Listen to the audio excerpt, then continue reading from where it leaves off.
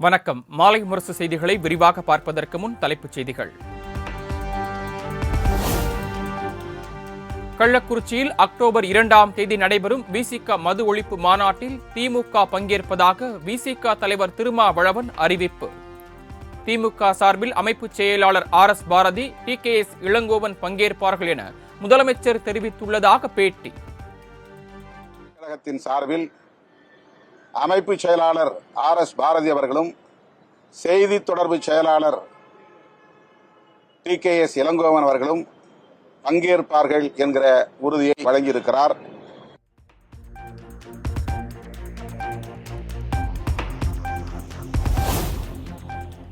திமுக விசிக இடையேயான கூட்டணியில் எந்த விரிசலும் இல்லை.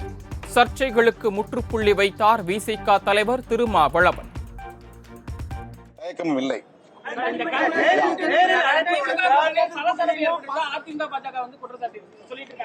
இதெல்லாம் ஊடகங்களில் பேசப்படுகிற வெறும் மீடியா ஹைப், அவ்வளவுதான். விடுதலை சிறுத்தைகள் கட்சிக்கும் திராவிட முன்னேற்ற கழகத்துக்கும் இடையில் எந்த விரிசலும் இல்லை, எந்த நெருடலும் இல்லை.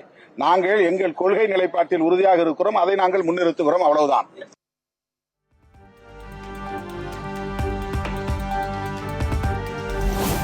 தமிழகத்தில் படிப்படியாக மதுவிலக்கை அமல்படுத்துவதாக முதலமைச்சர் உறுதியளித்துள்ளதாக திருமாவளவன் பேட்டி. தேசிய அளவில் மதுவிலக்கை கொண்டுவர மத்திய அரசு சட்டம் இயற்ற வேண்டும் என்றும் கோரிக்கை. நிர்வாக சிக்கலை கருத்தில் கொண்டு படிப்படியாக அதனை எவ்வாறு நடைமுறைப்படுத்த முடியுமோ அவ்வாறு நடைமுறைப்படுத்துவோம் என்றும் மாண்புமிகு முதல்வர் அவர்கள் கூறியிருக்கிறார்.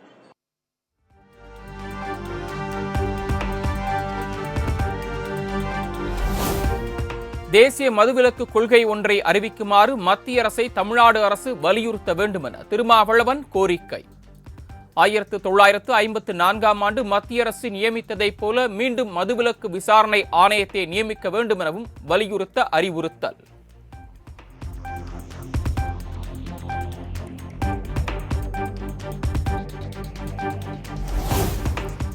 டெல்லி முதலமைச்சர் பதவியிலிருந்து அரவிந்த் கெஜ்ரிவால் நாளை ராஜினாமா செய்ய உள்ளதாக ஆம் ஆத்மி அமைச்சர் சௌரவ் பரத்வாஜ் அறிவிப்பு.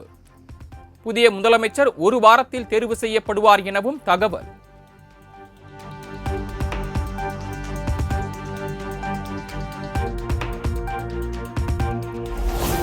பெரியார் பிறந்த நாளை முன்னிட்டு முதலமைச்சர் MK ஸ்டாலின் முன்னிலையில் சமூக நீதி நாள் உறுதிமொழி ஏற்பு.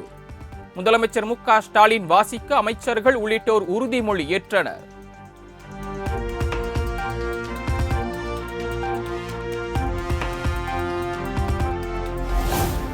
டாடா மோட்டார்ஸ் நிறுவனத்தின் ஜாகுவார் லேண்ட் ரோவர் கார்களை உற்பத்தி செய்யும் ஆலைக்கு செப்டம்பர் 28ஆம் தேதி முதலமைச்சர் MK ஸ்டாலின் அடிக்கல் நாட்டுகிறார். ராணிப்பேட்டை மாவட்டம் பனப்பாக்கத்தில் 9000 ரூபாய் கோடி மதிப்பீட்டில் அமையும் கார் ஆலையால் 5000 பேருக்கு வேலைவாய்ப்பு கிடைக்கும் என தகவல்.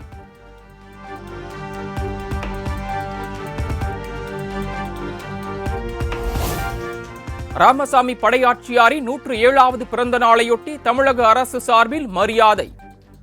சென்னை கிண்டி ஹால்டா சந்திப்பில் உள்ள சிலைக்கு கீழ் வைக்கப்பட்டுள்ள படத்திற்கு முதலமைச்சர் MK ஸ்டாலின் மலர் தூவி மரியாதை.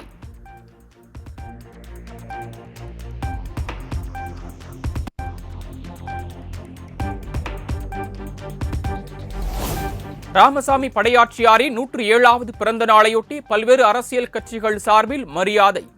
கிண்டியில் அவரது சிலைக்கு கீழே வைக்கப்பட்டுள்ள படத்திற்கு அதிமுக, காங்கிரஸ், விசிக உள்ளிட்ட கட்சிகள் சார்பில் மலர் தூவி மரியாதை.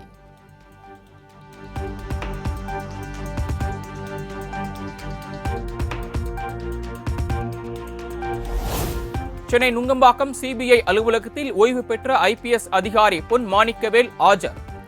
DSP காதர் பாட்ஷா தொடர்ந்த வழக்கில் CBI வழக்கு பதிவு செய்திருந்த நிலையில் ஆஜரானார்.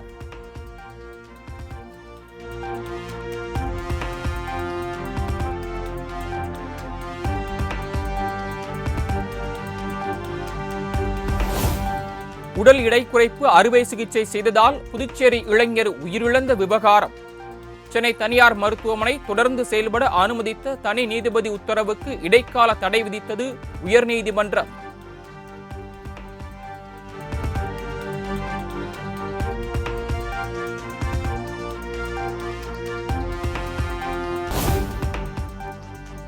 தூத்துக்குடி மாவட்டம் ஆத்தூர் காவல் நிலைய உதவி ஆய்வாளர் சுந்தரம், காவலர் குணசுந்தர் பணியிடை நீக்கம்.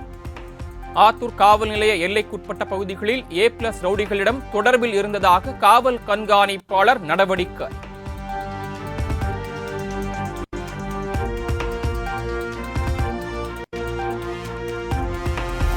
காஞ்சிபுரம் மாவட்டம் இருங்காட்டுக்கோட்டையில் ஊதிய உயர்வு, 8 மணி நேர வேலை உள்ளிட்ட கோரிக்கைகளை வலியுறுத்தி போராட்டம். 7வது நாளாக போராட்டத்தில் ஈடுபட்ட சாம்சங் தொழிலாளர்கள் 100க்கும் மேற்பட்டோர் கைது.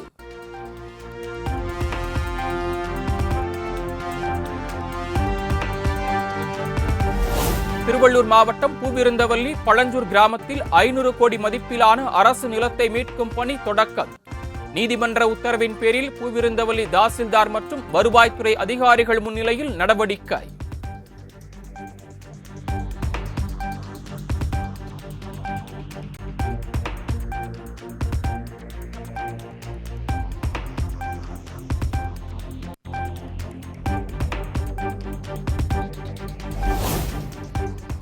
திருவள்ளூர் மாவட்டம் கும்மிடிப்பூண்டி அருகே அனுமதி மறுக்கப்பட்ட கோயிலுக்கு அழைத்துச் செல்லப்பட்ட பட்டியலின மக்கள். மாவட்ட ஆட்சியர், காவல்துறை அதிகாரிகள் முன்னிலையில் பட்டியலின மக்கள் ஆலய பிரவேசம்.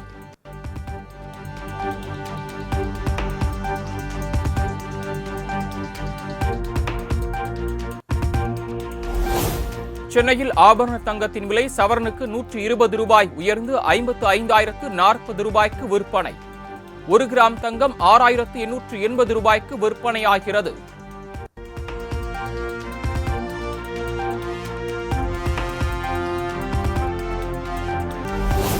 கன்னியாகுமரி மாவட்டம் அழகப்பபுரத்தில் பெண்களை பேருந்தில் ஏற்றாமல் சென்ற அரசு பேருந்து ஓட்டுநரும் நடத்துனரும் சஸ்பெண்ட். பொதுமக்கள் அளித்த புகாரின் அடிப்படையில் நாகர்கோயில் மண்டல அரசு போக்குவரத்து கழக பொது மேலாளர் நடவடிக்கை.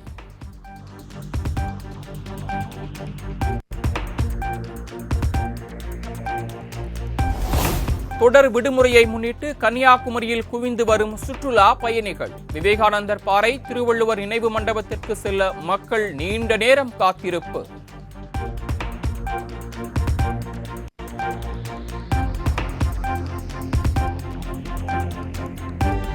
மேட்டூர் அணைக்கு நீர்வரத்து வினாடிக்கு 17,000 கன அடியாக அதிகரிப்பு. காவிரி டெல்டா பாசனத்திற்கு வினாடிக்கு 23,000 கன அடி தண்ணீர் வெளியேற்றம்.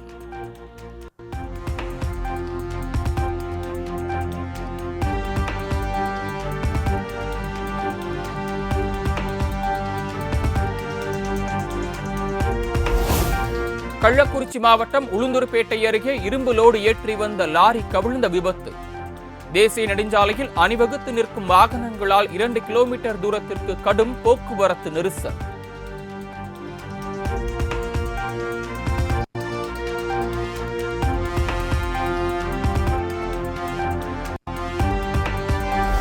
தமிழக கலாச்சாரத்தில் கடல் கடந்து ஜப்பான் நாட்டு பெண்ணை கரம் பிடித்த திருவள்ளூர் இளைஞர்.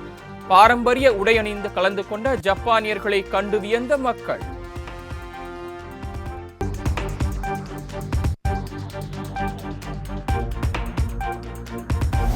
மிலாது நபி திருநாளில் நல்லிணக்கமும் ஒற்றுமையும் எப்போதும் நிலவட்டும் என பிரதமர் மோடி வாழ்த்து. இந்நன்னாளில் அனைவரது இல்லங்களிலும் அமைதி, மகிழ்ச்சி தழைக்கட்டும் என மக்களவை எதிர்க்கட்சித் தலைவர் ராகுல் காந்தி வாழ்த்து.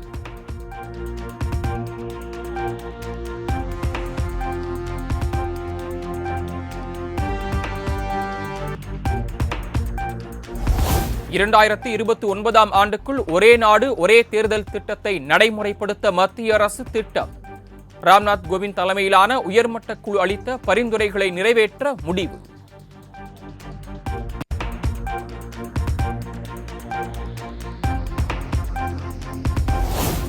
அமெரிக்க முன்னாள் அதிபர் டிரம்ப் மீது 2வது முறையாக துப்பாக்கிச் சூடு நடத்தப்பட்டதால் பரபரப்பு. பாதுகாப்பு வீரர்கள் பத்திரமாக மீட்ட நிலையில் ஒருவரை கைது செய்து போலீசார் தீவிர விசாரணை.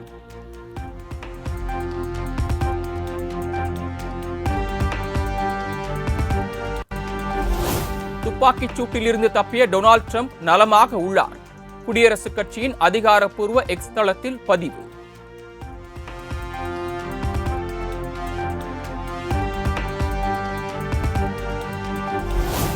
ட்ரம்ப் பாதுகாப்பாக இருப்பதை அறிந்த பின்னரே நிம்மதி அடைந்தோம். அதிபர் ஜோ பைடன், துணை அதிபர் கமலா ஹாரிஸுக்கு தகவல் அளிக்கப்பட்ட நிலையில் வெள்ளை மாளிகை அறிக்கை.